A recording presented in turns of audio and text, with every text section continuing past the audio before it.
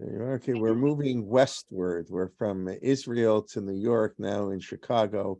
So, like I said, I'm not doing any fancy introductions, but a pleasure to welcome Sarah. And I just want to thank her and all the, I use Safari a lot. It's a tremendous source, and I want to really, I know you've been working there, I think from the beginning, actually, when Safari got started and Director of Education. So I want to thank her, I think, on behalf of many of us, and it's a pleasure to have her. And Vakasha. It's all yours. Thank you, Rabbi Kalman, and it's really, I'm glad to be learning with all of you today. Thank you all for joining Torah in Motion today.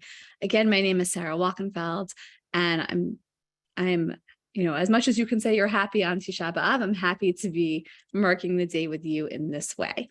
The sources that we'll be learning are, for me, among the most meaningful to learn on Tisha B'Av, and so I'm really glad to have this opportunity to learn them with all of you.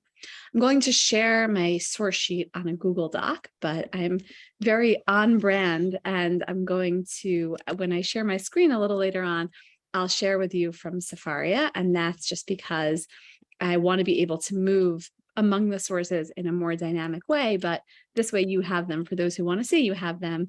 It's the same sheet either way.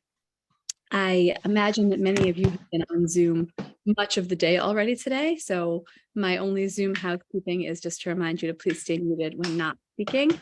And it's a large group, so I think we'll mostly keep comments and questions to the chat, but I will be pausing for your comments and questions throughout. I would really love to hear your thoughts on these sources, and so I'm quite comfortable with any or all of you putting thoughts in the chat, both when I pause and also throughout. You should feel free to use the chat. I'm a pretty accomplished multitasker, so I will do my best to keep an eye on the chat even while I'm speaking, but I will definitely be pausing throughout to take your questions and comments. And again, you have the source sheet in the my version will be the most up-to-date one. The Google's shared with you, but either way. Tisha B'Av, of course, marks destruction and instability and a lack of self-confidence as a people. We lose our temple, we lose our home, we lose so much. It's echoed by losses throughout Jewish history. There's another loss that I want to focus on today, and that's a loss of a communal system for naming and coping with doubt or with uncertainty. The term I would use in Hebrew is safek, which also just means doubt or a lack of clarity, or sometimes you could maybe even call it a kind of plausible deniability. It's not something that maybe we talk about so much when we talk about Tisha B'Av, but again, I think the texts that we're going to look at today, which come from the end of the Mishnah in Tractate Sotah, and also the Tosefta, the parallel text from the same time period as the Mishnah, the Tosefta. Those texts take you through a kind of narrative of what it looks like for a society to disintegrate. And I was just speaking with some friends before I came on here about the experience of hearing Eicha last night, and I think every year it's such a powerful moment when you sit down on the floor and you hear Eicha. It's such a sad text. And I would also say that there's something overwhelming for me about Eicha, that it's like too much to take in. And part of it is because it's this snapshot of destruction, but without any sense of what came before the destruction. It almost doesn't feel as real because it's just, everything is just terrible, but you don't have a sense really from Eicha of what was before.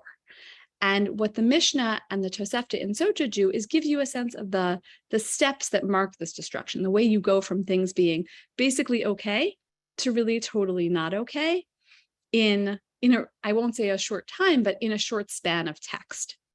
And one of the ways that the Mishnah emphasizes this kind of destruction of society, one of the sets of markers that it uses is through the loss of doubt, through the loss of safek, as a kind of system that you can recognize and you can use. So there's a certain amount of safek that's built into religious life. Part of this is on a very deep religious level, that we know that we can't know everything. And we also recognize that the only one who can know everything is God. And we have a lot of ways that we recognize that in the liturgy. In Tanakh, we say things like Hanistarot la Hashem Elokeinu v'haniglot lanu ulevanenu ad olam, right? Things that are hidden for us are revealed for God. There are things that are revealed for us, but everything is sort of in the revealed category for God. God knows everything. We don't know everything. That's on a deep emotional, spiritual level, a way that we deal with Safek. And then we think about it also in the very practical, in the very tachlis of our day-to-day life. Jewish law is extremely detailed and requires a lot of real-time decisions. Is the food kosher? Is the action permitted on Shabbat? Is the business deal kosher? Can you do this thing? And there's an extensive literature throughout the Talmud and beyond about how you should deal with these cases of Safek. Halakha has a lot of built-in rules to deal with Safek. If you can name some, you can put them in the chat. Ways that we routinely know that we come up against doubtful situations, and we just have ways to cope with them, to make that game time decision. Should I do X or should I do Y? Can I eat this food or can I not eat this food? That's Safek on the most practical level. And all of these rules that we have about dealing with Safek, so you could think about making decisions, d'oraita or d'Rabbanan. Is this a Torah level transgression or a rabbinic transgression? Maybe I'm going to take a bigger risk if it's quote unquote only a rabbinic transgression. Sveka, which is if you have two levels of uncertainty, then we're maybe going to be more lenient. All of these rules, all of these principles are ways of recognizing that we have basic uncertainties in reality and helping us cope and move our religious lives forward. Right? You can't stay in this state of paralysis. Sure, God knows everything and God knows whether this piece of meat is kosher, but I don't. And at some point I'm going to have to make a decision. Can I or can't I? Should I or shouldn't I? And the end result is that we might sometimes do things that are halachically, quote unquote, wrong, but it's procedurally correct. We got there in the right way, and so we go with that. But Safek or doubt is also a religious category. It's not just a question of how to move forward with our lives. It's also deeply ingrained in our psyche as religious people. Again, because we know that we don't know everything, and also because we want to establish a religious infrastructure that gives us a kind of certainty in many areas, while kind of lifting up doubt and putting it in its own category. So feeling Safek, recognizing and marking those places where we don't know, helps us appreciate the places where we do know. And as it turns out, Chazal did a lot of this work building off of laws in the Torah. They set up societal infrastructure for dealing with doubt. And they were part of society's religious consciousness, a way of knowing and marking the things that we know we don't know. In the course of the destruction of the temple, again, not the burning, not the parts that we most talk about, but in the course of the loss of the society that existed before the destruction of the temples, there was this recognition, there were these built-in pieces around Safek that dwindle and disintegrate as the temples are destroyed. And that's what's accounted for at the end of the Mishnah in Masechet Sota. So again, it's not really so much about the destruction of the temple, but destruction of the entire Jewish way of life in the lead up to that destruction. The historical aspect of each Mishnah here is complex. It seems to deal primarily with the destruction of the second temple. But of course, there are resonances with First Temple also. I'm not going to get into the historical details. We're going to look at these Mishnayot as literary units. But again, I think this is really the saddest account of what we lost with the loss of the temple. And I read it every year alongside Eicha. And I recommend it to all of you. We're only going to do a small piece, but there's a lot here. There's a lot to mourn for. Rituals changed, observances changed, people who passed away, and that marked sort of changes in society. So there's a lot in this text. I want to look at three losses in particular, three losses of the presence of Safek that were torn down as we came closer to the destruction of the temple. On a moral, on a social, and an economic level, each one of these three is brought low in its own way. And I want to ask what it means for us that we've lost that. And in the spirit of holding out hope for redemption, I want to make sure we end with some thoughts about what it means to try to recreate or hold on to these systems of doubt, recognize them in our own world. So please take a look at the first text. I will share my screen, at least part of the time, although then I can't see you as well.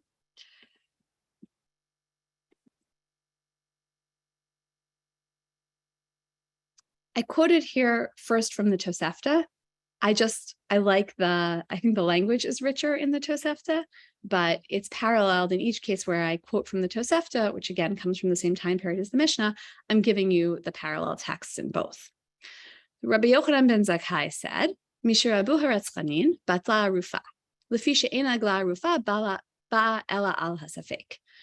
Rabbi Yochanan ben Zakkai, who of course lived at the moment of the destruction of the Second Temple, according to the sources in the Talmud, said that once there were a lot of murderers, when the murderers multiplied, the ceremony of breaking the neck was nullified. Egla Arufa, which is described in the psukim that I put in source number 2, is a ritual that was meant to deal with a situation where a dead body is found, God forbid, out in the open, somewhere in essentially the middle of nowhere or in between two places, and nobody knows who killed that person. And it was a ritual that involved breaking the neck of a calf that was meant to mark the fact that, on the one hand, we, the leadership of these places, don't know who committed this murder. And on the other hand, that doesn't absolve us of all responsibility for coping with the fact that someone has been killed. And so there's a ritual that's described, again, in these psukim. You can take a look if you want. And what the Tosefta is telling us is that around this time, Chazal got rid of this ritual. They had to nullify it. Batla, right? That's the word that's used, that it was nullified. Because breaking the neck of a calf, this ritual, this egla rufa ritual, is only done because of debt. Achshav rabu hahorgim begalui. At this point, Rabbi Yochanan ben Zakkai tells us, at this point in Jewish history, there are just so many open murderers that it doesn't make sense anymore. It doesn't make sense to keep up this ritual. In other words, this ritual wasn't enacted in order to deal with murder. We actually know how to deal with murder, and there are other sections in the Torah that detail those laws. So there's capital punishment prescribed for murder that is done on purpose, and there's the cities of refuge, the arei miklat, for people who kill somebody by mistake, and there's a whole halachic system in place for dealing with murder. The egla rufa, is not about dealing with murder. It's about dealing with uncertainty. It's about dealing with safek. And when you don't have safek anymore, you don't have this system. You don't have the basis for this system anymore. This first pasuk in Dvarim that details this ritual, ki matzeh halal ba'adama. If in the land that God gives you, by chance, a dead body is found, right? A dead person is found. That's how it starts. The Sifrei, the halachic midrash on Dvarim, says that ki matzeh, these words, if there should be found, if you should find, mean v'lo b'sha'ah matzui, not if this is generally found. This is a ritual, this is an enactment that's meant to deal with the case where once in a while, God forbid, you find a dead body in this way. And if that's happening all the time, if there are murders all the time, well, then this system just doesn't really apply at all. It's not relevant because that's not what it was created for. It was created for safek, for a society with safek, not for a society that has a lot of murderers. And that's really what this source, what this Tosefta is saying, right? We couldn't really hold on to this system anymore because it wasn't relevant, because we just had so many kind of open murders. It's actually a question. The commentary on the Tosefta here raises the question: were there so many murderers, or were there so many dead bodies? And what's the correlation between those two? Which was really the safek? The Tosefta makes it clear that what's happening is that there were so many murderers, but potentially that also means that there were so many more dead bodies. But I think if it was just that there were so many more bodies being found, so that just means that at some point the system gets overwhelmed. That would be much more understandable, be much more easy for us to say, okay, sure. The elders of all these cities were just too busy to keep breaking the necks of all these calves. It seemed wasteful at some point. It seemed terrible at some point because there were so many dead bodies. The Mishnah and the Tosefta are very consciously using the language of there being too many murderers. It's not that the system became overwhelmed. It's just that the system could no longer stand up to this test, because the whole system was about safek. It was about elevating the fact that we don't know who killed the person. If you think about whatever has happened in your own life, a moment of safek, a moment of being unsure, I don't want to put words in any of your mouths, so I'll say that for myself, I know that feeling of uncertainty is sometimes an excuse to move quickly past the experience, to kind of brush it under the rug. I'd rather not dwell on the things that I don't know.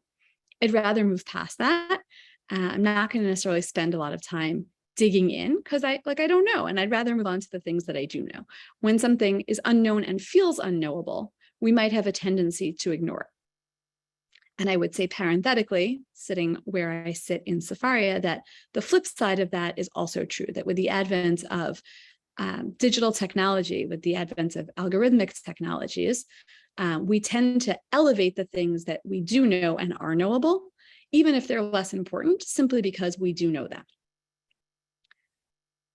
When it comes to something like Egla Rufa, this institution that is all around Safek, it's really trying to subvert that natural human tendency to brush things we don't know away and to ignore them. That it's a way of dealing with it. We've recognized that this happened. And also the Egla Rufa ceremony was meant to keep it in our consciousness, to keep it in our societal consciousness, that this was happening, that this was ongoing, and that we had to recognize it and deal with it in some way that, again, elevated the Safek without just moving past it. I see that there's a question about how did they know there were many murderers without knowing who killed? So I think that's a good question. And ultimately, it's not clear from the sources. I think that's why, or it wouldn't be clear if they were just talking about too many dead bodies. But the idea here seems to be people were killing openly. Maybe they didn't know who was killing whom, but they knew that they had a lot of murderers in society. There was less shame around murder as a whole. And that was part of what went so wrong in society and what allowed this institution to be destroyed. So that's the first case that the Tosefta and the Mishnah in parallel introduce, again, to talk about what it looks like when a society that's been so carefully constructed, so carefully halakhically constructed, begins to break down. And I'll say also that if you look at the parallel text, I'll share my screen again. If you look at the parallel text in the Mishnah, which is, again, pretty much the same in this case as the Tosefta, but with one slight difference, Mishirabu haratzchanim batla egla rufa. Here it says batla, that it was nullified, and there's differences in language in some of these cases between whether it was nullified or they just stopped doing it. And you could say that one implies sort of a more active role than the other. Here, actually, relevant to the question, it names one of the murderers who they knew about. But it gives you the sense that there was this process going on that they really couldn't cope with. And at some point, they had to just say, you know what, we can't do this Egla Rufa anymore. But you get the sense really of a society that's out of control. The second case that the Tosefta and the Mishnah deal with is around the ritual of the Sotah. So this, I also put some of the psukim on the sheet in source number 8. Again, one of the reasons I'm in Sefaria now is because I can click in and just look at the full, it's a long description, so I didn't put all of it. But this is current for us. This is in Bamidbar Parak Hay. So not that long ago in terms of reading it. And this describes what happens if a man is jealous of his wife, feels that perhaps she's been unfaithful, and describes a whole temple ceremony of what should happen because he's so worked up, because he's so upset. The man brings his wife to the priest, to the Kohen, to the temple, and there's a sort of sacrifice, a mincha offering that's brought, and a long ritual that's described. Again, this is predicated on the idea of safek. The safek is, did she or didn't she? The man suspects her, but he's not sure. If he were sure, if there were witnesses, then this wouldn't be happening. You wouldn't go forward with this procedure. And so the Tosefta says, Mishirabu hamanafin pasku me marim. When adulterers multiplied, they stopped doing this bitter water ceremony. Lefi she'ein me marim ba'in ela al hasafek, because we only enact this bitter water ceremony when there is safek, when there is doubt. Achshav kfarabu haro'in bagalui. And here it's even clearer than with the murderers, I think, in terms of the language. Here, the open adultery multiplied, right? You didn't have to wonder, were they, weren't they, what was happening? It's just the case that It's just the case that it was happening all the time. And so, and you knew, right? You could see, you weren't wondering. And so they got rid of this Meimarim, of this bitter water ceremony. Again, even before the destruction of the temple. I think this is one of those things that we sometimes categorize like it's a temple ritual. So like, obviously, we had to stop doing it when there was no more Beit HaMikdash. But the Mishnah and the Tosefta are telling us it actually stopped before that. It stopped again not when the system became overwhelmed. And that's also to the point of the question that was asked, right? How can a Torah law be ignored because it becomes too burdensome to uphold? I don't think they're not ignoring it because it's too burdensome to uphold. It's actually the opposite. They could still have done it. Okay, maybe it's a lot more. The point is that the Torah ritual is predicated on the idea of there being uncertainty. Did she do it or not? Once you know, then there's no more Torah ritual. And that's true of the murders also. Once you get rid of that safek, then you can't have this. Now, presumably, maybe this is like a dan l'kaf zchut thing, but I'm going to say it anyway. Presumably, there were still people who were being accused where it wasn't true.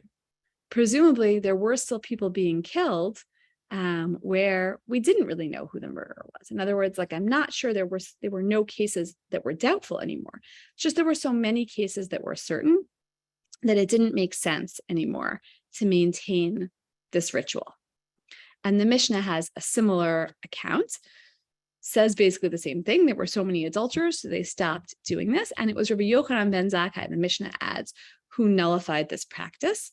And the pasuk he quotes is from Hosea, Lo efkod al bnotechem ki tiznena ve'al kalotechem ki tina'afena, that there's, I'm not going to punish your daughters or your daughters-in-law when they commit adultery.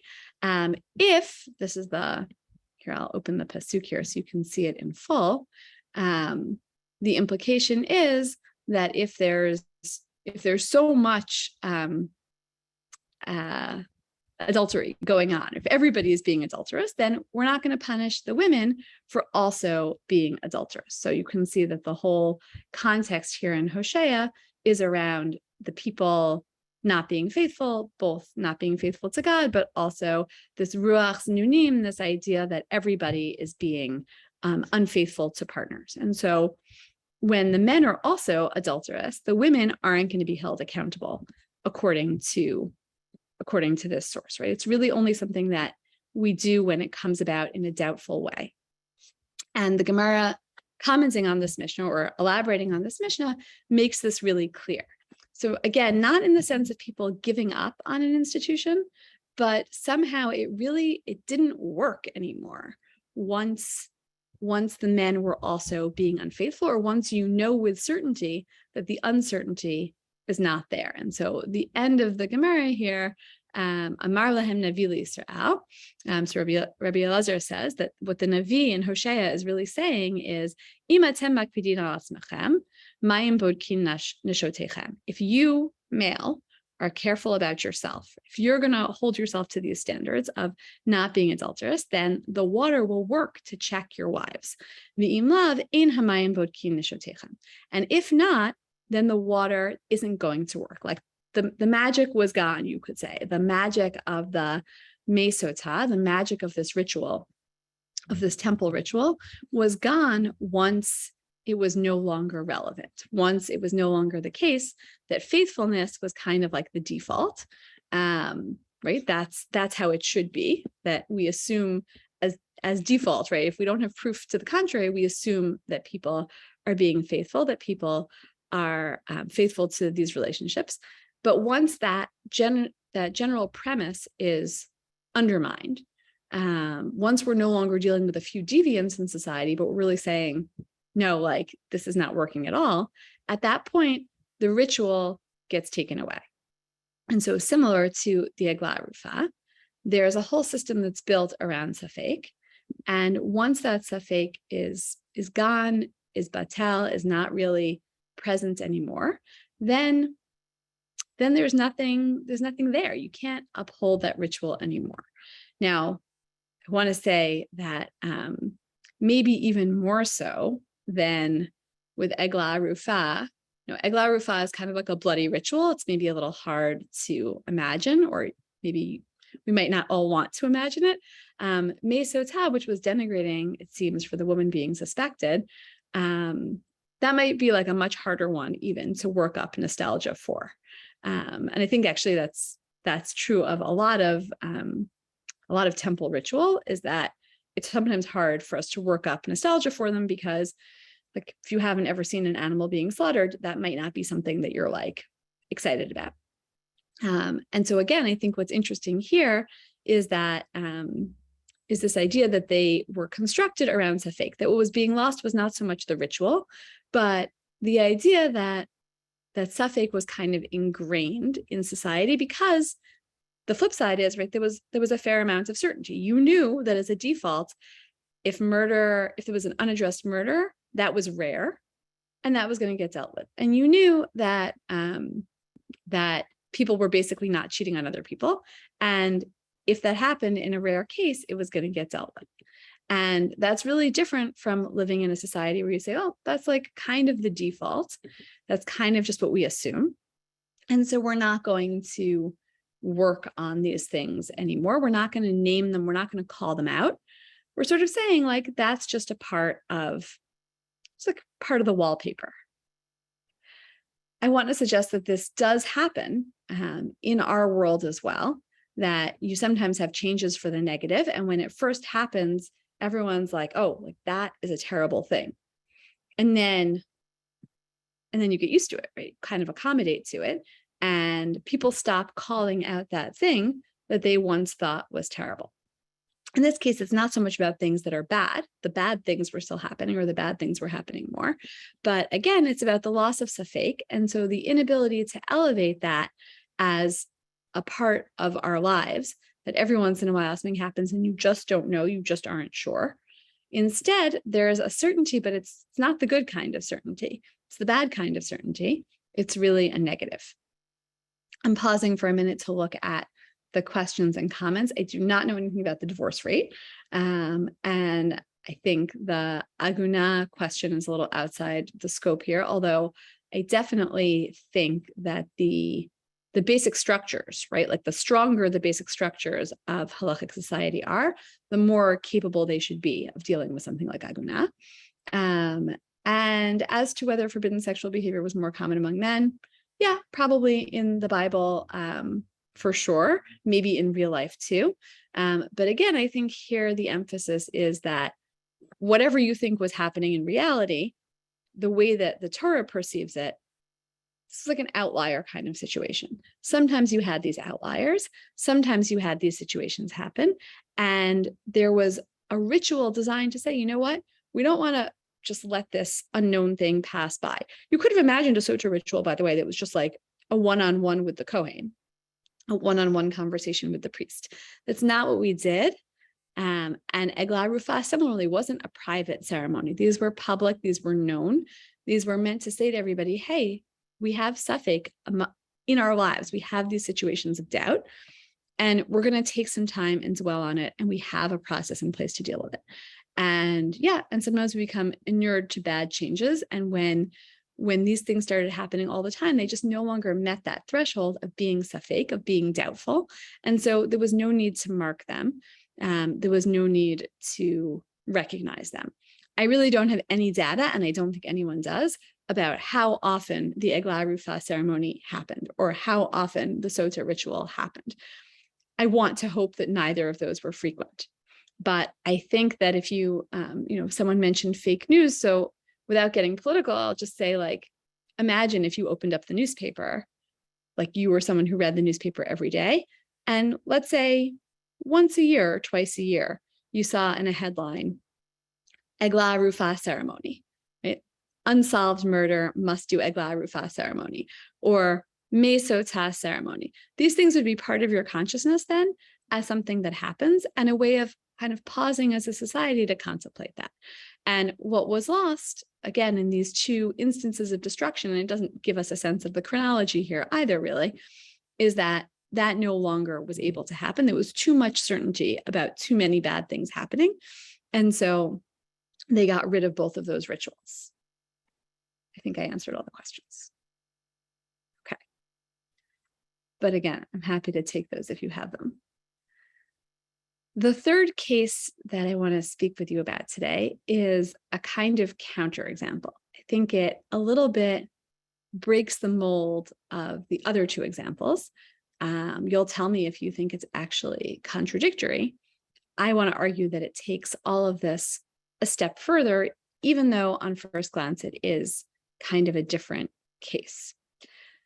The Mishnah and the Tosefta raise the issue of Dmai, of a rabbinic institution that was meant to deal with a kind of a set of mitzvot in the Torah, but it's not mentioned in the Torah itself. And so it bears a little bit of explanation. Produce grown in the land of Israel is subject, of course, to Trumot and Maasrot, to various forms of tithes. Truma goes to the Kohen, to the priest, and that's a really small amount of the produce overall. Maaser Rishon, which is a tenth of what's left after the Truma is taken, goes to the Levi, who then takes Trumat Maaser, who takes their own Truma from that and gives it to a priest. Maaser Sheni, which is the second tithe, has to be eaten in Jerusalem, except for in years 3 and 6 of the Shemitah cycle when it gets given to poor people, and that's called Maaser Ani. If this is all feeling kind of esoteric and a little bit like too much for a day when many of us are without caffeine, I would say like that's right. That this system also is something that, at least for those of us living outside of the land of Israel, is kind of a loss, right? We live, actually, we might all live in different places. I live, again, in Chicago, in a place where produce that's grown locally, which basically means in Wisconsin, is not subject to these rules. And also, Jews are less likely to live an agrarian lifestyle. And so, again, a lot of us could live perfectly normal and totally halakhically observant lives without really ever coming up against these rules. And I can say, as Rabbi Kalman mentioned, I was just in Israel. I just got back less than a week ago. And even living in Israel and even in a Shemitah year, I would say you don't have to be so aware of this system of laws because we don't give things to Kohanim and Levi'im anymore in the same way, because we don't grow our own produce. So there's a system in place to kind of take care of all of this. And it's not high in our consciousness anymore.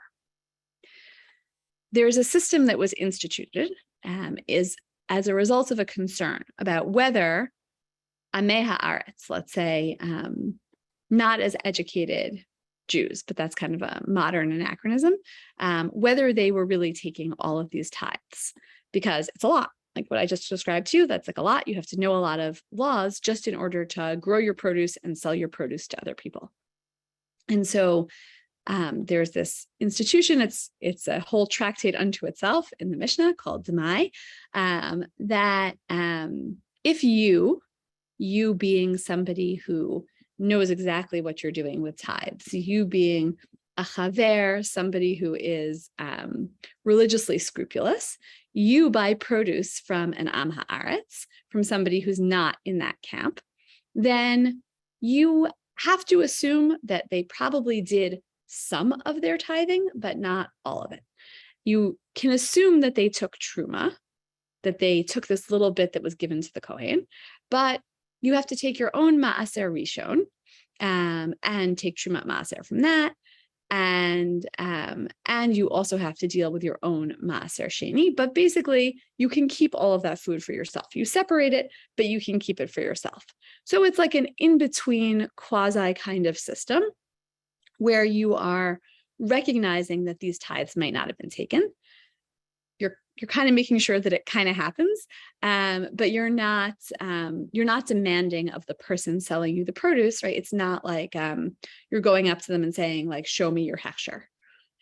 Explain to me exactly. I know how many of you have had that experience of going someplace where you're uncertain about a hashgacha, you're uncertain about a kashrut status and being like, wait, can you tell me exactly what did you do? What did you not do? This was actually seen by many as a way of creating a kind of unity among the Jewish people. I can buy my produce from anyone because I have like a standard procedure in place for how to deal with it, even if I'm buying from somebody whose kashrut may not be on the same level as mine. Okay, that was a long explanation for this institution that, again, is like just discussed all over agricultural law in the Mishnah, and maybe isn't necessarily normally associated with the destruction of the Beit HaMikdash. Okay, but that's just so you understand the background here. What the Mishnah says, again, both Tosefta and Mishnah, here I'll start with the Mishnah, is that Yochanan the high priest, Yochanan Kohen Gadol, Hevir Hodayat HaMaaser. He did two things. Yochanan Kohen Gadol, who is dated to different times by different people, but let's assume he's also in the lead up to the beginning of the end, or maybe the end of the destruction of the temple. He, first of all, got rid of Hodayat HaMaaser, of the declaration of the tithe. This I didn't put on here because it might be a more familiar text to many, but I'll open it up on the side here. So there's what's called vidui masrot, a kind of confession around maaser after you, biblical you, who's bringing all these tithes in their proper time. After you do all of that, then you have this vidui, this confession where you say to God, Bi'artzi hakodesh min habayit, I cleared out all the consecrated portions from my house. V'gam netati v'levi v'lager le'atom v'la'almana. I gave them to the Levite, the stranger, the fatherless, the widow. Kachol mitzvatcha asher tzivitani. Just like all the mitzvot that you commanded me. Lo avarti mi mitzvotecha v'lo shachachti. I didn't do anything wrong. I did everything. I didn't forget anything. This, which again is referred to as vidui, is the confession of Masrot, is sometimes contrasted, if we do all of this again in a few months or not even a few months, a few weeks in preparation for the high holidays, we could talk about comparing different kinds of confessions. This is the good kind of confession. You're not confessing all your sins. You're confessing, as it were, that you did everything absolutely correctly. And so Yochanan Kohen Gadol got rid of that declaration. That was step number one. And step number two, uviyamav ein adam tzarich lishol al hadzmai. And step number two is that in his time, nobody needed to ask about dzmai. So the first one kind of makes sense. He got rid of this declaration. We have to ask in a second, why did he do that? The second one, in the context of the Mishnah, and again, you're welcome to, you can open up these Mishnayot and spot check me if you wish. You can click on the link and open it in Sefaria. These Mishnayot seem to be describing a negative process, right? A process of the breakdown of society. So, ein adam tzarich lishol al hadzmai, you don't need to ask about dzmai. That doesn't fit the pattern so well. What exactly are we saying? Was this a good thing? It's not so clear. Also, the whole point of dzmai, as I hope I just explained to you, is that you didn't have to ask questions. Right? That was like literally the institution of dzmai, was that you didn't have to ask questions. You could just buy the food, not ask, did you tithe, didn't you tithe? Because the default assumption was you probably didn't tithe kmo shetzarich, right? You didn't tithe in exactly the way that you were supposed to, but that's okay, because I'm equipped to deal with that, because Chazal built this whole system called dzmai. So it's very unclear. Both of these pieces are unclear, right? Why did he get rid of the declaration? And what does it mean in tzarich lishol al hadzmai, that you didn't have to ask about dzmai? I'd say that both the Tosefta and the Gemara shed light on this, and we're going to look at all of the things in this case. So the Tosefta says, Af hu gazar al havadai, that he decreed about the certainty. If you look at the Hebrew, or even if you just listen to the words vadai and vidui, you can hopefully hear how those sound very similar. And the commentaries here suggest that this vadai, this word here, is actually a mistake. It shouldn't say vadai, it should say vidui. And then it matches up with the Mishnah where it says hodayat hamaaser, right? The confession around the maaser. But it's very interesting, I think, even if it's a mistake, I think it's really interesting that the Tosefta uses the word vadai, that in this case, what was decreed about was the certainty, right? He got rid of certainty. Why did he get rid of certainty? Pausing on that one for a second. So the Gemara explains that in the time of the Second Temple, the Leviim didn't all go back to Jerusalem, back to the temple in the way that the prophets had hoped.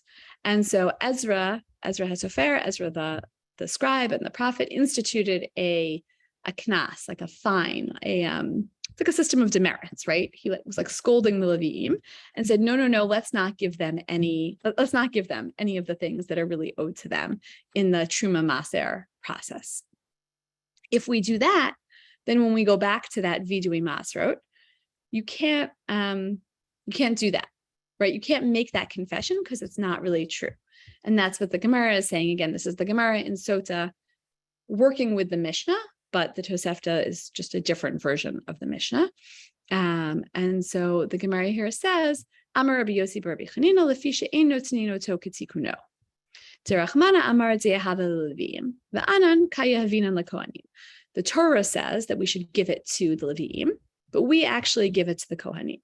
And so there's a long discussion in the Gemara, like, could you do like a half confession, right? Could you say, right, instead of getting up and saying, God, I did everything you asked me to do, could you get up and say, God, I did like 90% of what you asked me to do? Personally, I feel like 90% would be pretty good, higher than maybe we normally get. But the implication is, the Gemara explains, no, like that's not what Vidui Masrot is for. You can't get up and say I did most of it. You just, you just don't do it at all. And so the Kohen Gadol got rid of this declaration. Here, what we really see is an erosion of vadai, an erosion of something that's certain, not so much an erosion of doubt. And I see that there's a question about whether the Kohen Gadol can do that. Yeah, apparently the Kohen Gadol can do that. Seems like no one stopped him. So that's an erosion of certainty, but you'll see how the flip side is also true. So in the Tosefta's telling, the flip side is ubitel et hadzmai. He nullified dzmai, which makes more sense than in tzarich lishol al hadzmai. It makes more sense than not having to ask about dzmai. He actually nullified this practice. And the reason, according to the Tosefta, is that he sent messengers out and found that people weren't really doing this. And the rest of the description kind of seems like what he did was institute dzmai. And the Gemara is concerned about this juxtaposition. Like, did he institute dzmai or did he get rid of dzmai? Which is it? And again, dzmai is the system that allows you to buy produce from people who you think are not completely tithing correctly. So it's a question, right? What is it that you were supposed to do now? So the Gemara describes this long process of he goes out, he sees that people are not doing it correctly. He sent messengers through the land of Israel. And in the end, the Gemara says, no, tarte tiken. He made two takanot, bitel vidui de chavirim, v'gazar al d'mai shel amei haaretz. This makes it sound like a kind of balanced system. For the people who are asking about, like, can the Kohen Gadol really do this? I guess the Kohen Gadol has religious leadership and can say, listen, you chavirim, you people who are so confident about your own religious practice, you're not actually doing everything perfectly. So you're not going to get to make the Vidui Masrot anymore. You're not going to get to make the statement of God, we did everything totally correctly. And on the flip side, the Amei Haaretz, everybody else who maybe would never have made that declaration to begin with, they're going to have this institution of dzmai, and they're going to have to sell this produce, knowing, or with everybody sort of on board with the fact that not all the tithes were taken. Again, this is the way that it happened. It's a little bit confusing as an explanation of the words bitel et hadzmai, right? That he nullified dzmai. Again, coming back to the question, did he nullify it or did he just reinforce it? I think, given the way that this fits into the flow of the rest of the cases in the Mishnah and in the Tosefta, I think it's more likely that what we're talking about is a kind of nullification. That language of bitel also fits with the previous two cases. And I want to convince you, it's okay. I mean, I'm generally a fan of the Bavli, so I think it's okay if you want to go with the Bavli's accounts. But I'm hoping to convince you that the accounts in the Yerushalmi, in the Jerusalem Talmud, is a little bit more compelling. And in this case, we're told that same beginning of the story. Yochanan Kohen Gadol shalach ubadak b'chol arei Yisrael. Yochanan, the Kohen Gadol, sent messengers out to all of the cities of Israel and found that they weren't they were only taking truma gdola. They were only taking that first truma that's given to the kohen, and all the other gifts they weren't necessarily taking. But in this story, and it tells a little bit about how exactly it's supposed to work.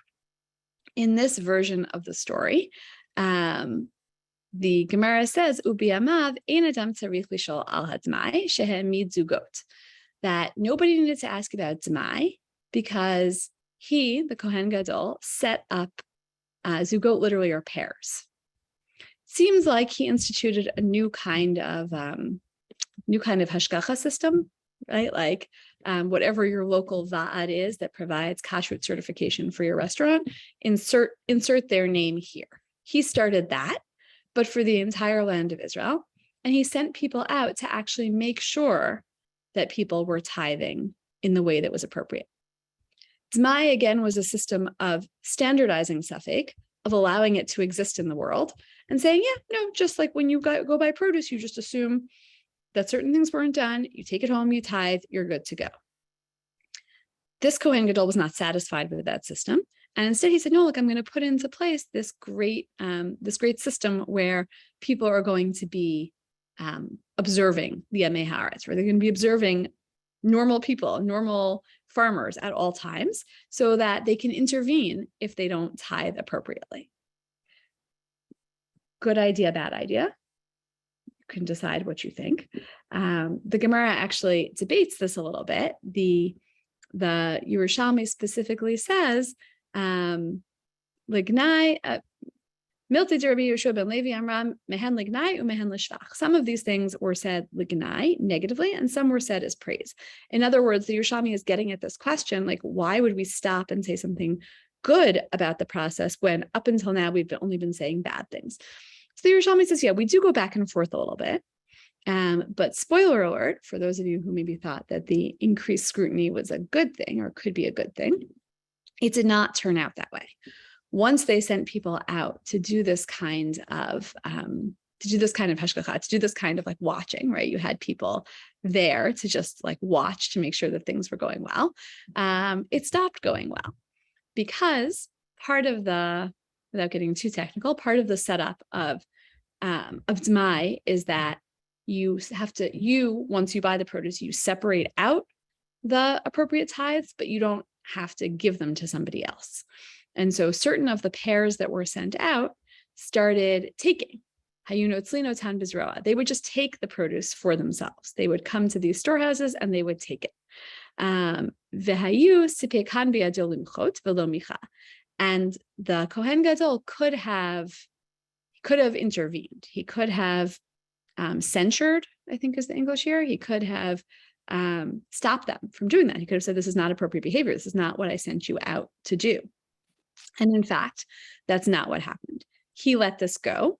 And so we wound up with a system where, right, like there's a kind of attempt to ensure religious stringency, to ensure religious standards.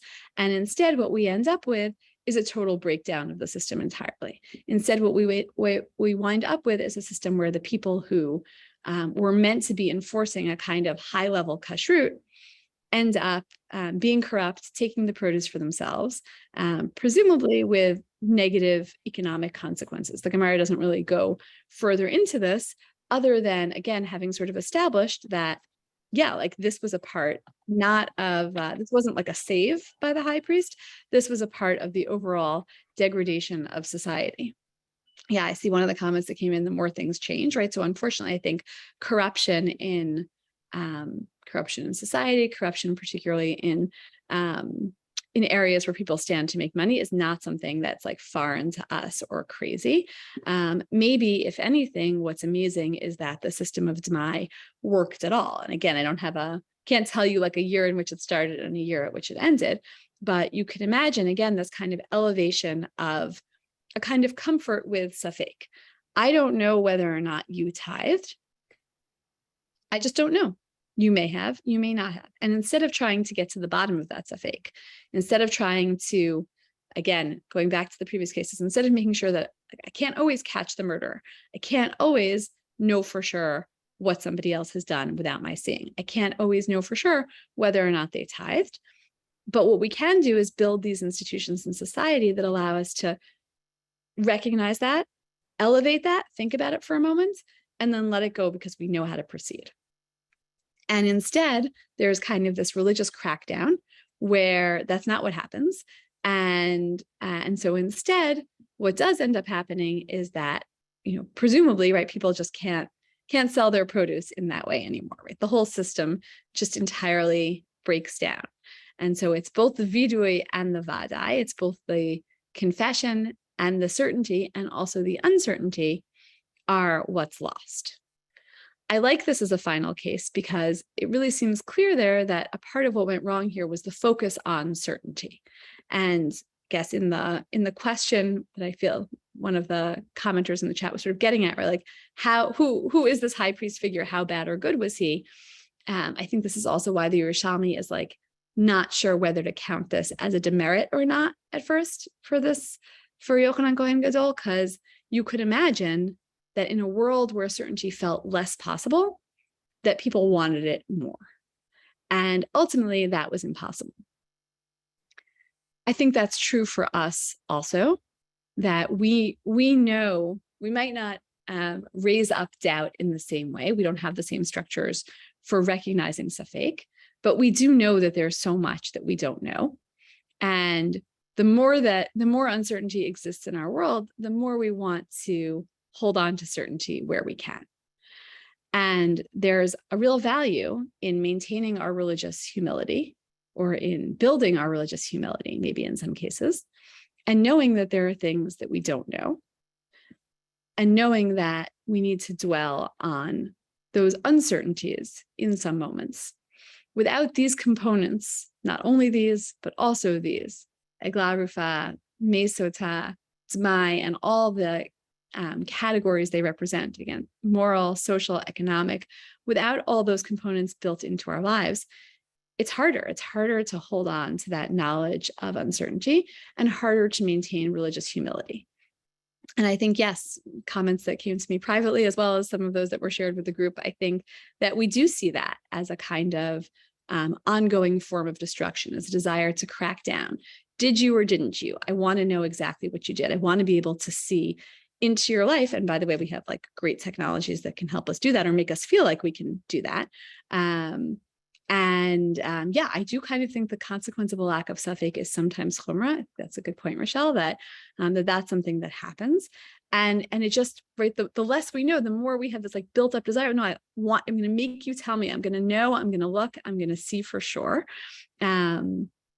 And so without these components of safek built into our lives, we have to work that much harder to keep ourselves honest, to recognize the things that we don't know, again, on all of these levels. We lose doubt as part of everyday life, as an elevated part of everyday life.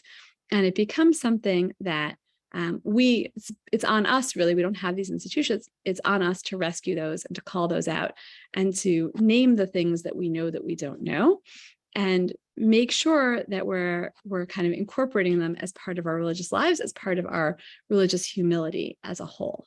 I think I answered all the questions that came in on the chat, but I think we also have 1 or 2 minutes for questions if people have more. But I'll just say that I'm glad we got to read these Makorot together today. In the interest of time, moved through some of them quickly, but again, really recommend opening up either the Mishnah or the Tosefta, or both, as some really truly humbling sources to read through on Tisha B'Av. Thank you. I don't know if anybody has any questions. Rick, you'll give 1 minute for questions, additional questions you didn't answer, if anybody has. Otherwise, we'll take a couple minute break. Rabbi Mintz, are you here somewhere? I think you're here. Can unmute Yes, yourself? I am here. Okay, I'm here and I'm unmuted. Okay, good. I hear you're unmuted. Okay, very nice. Okay.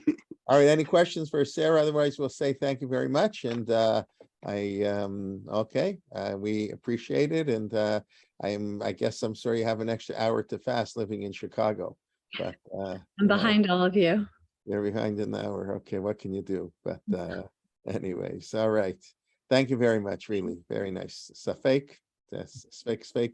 Yeah. That's a hard sugyot, but you didn't get, of course, into the halachic aspects of those. But as you know. Next Thank you time. very much. Yeah, next time. Yeah. Okay, we'll take a 3-minute break, everybody, and everybody can stretch a little, and we'll come back. And Rabbi Mintz will be speaking on how the Crusades became part of Tisha B'Av. Okay, so we'll start in a couple minutes.